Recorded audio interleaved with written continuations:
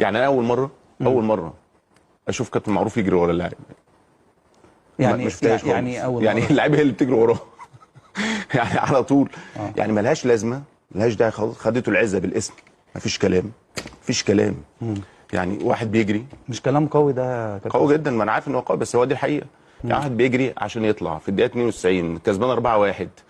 يعني اديني عقل ومنطق ان انا ممكن اضيع وقت. اضيع وقت ليه؟ يعني انا كسبان 4-1 وبجري، ده الحكم بيجري وراه.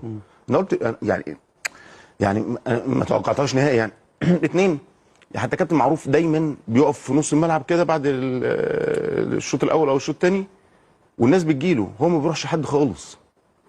كونه انه يجري ورا محمد هاني ده غريبه جدا، دي عجيبه جدا. طب هل انت مع ان اللعيب الحكم يقول له اطلع من هنا ما يسمعش كلامه ويطلع من مكان تاني؟ يعني بص، أصل انت لو خدتها بالشكل اللي انت بتتكلم عليه ده، فكره اللائحه بتبقى ايه؟ رايحه للهدف. احنا ما نبقاش حافظين وخلاص، لازم نبقى فاهمين كمان. يعني الاتحاد الدولي لما قال لك اطلع من اقرب نقطه، ده عشان ايه؟ ما تضيعش وقت. ما تضيعش وقت. حلو قوي. طب انا راجل بطلع بقلع الشاره، بديها لواحد ورايح جري.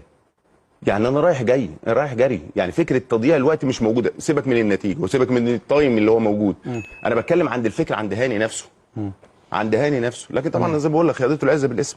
يعني كابتن محمد معروف نفسه ايوه في موسم 23-24 كان الزمالك بيلعب البنك الاهلي. تمام. وبعدين البنك الاهلي اتقدم بهدف. وطرد محمد عواد في طرد مش مستحق. شوف انا بقول لك اهو مش مستحق. مش انا بقول انها يعني الواد او اللاعب هو اللي راح لجسم محمد عواد، بس طرده. وبعدين بعد دقيقتين جه الجون الكره ديت، وبعد دقيقتين الشوط خلص. تمام. انا عايز اقول لك ان عبد الواحد وعبد المنصف وشيكابالا وزيزو وعمر ده عمر جابر مسك ايده وهو واقف يعني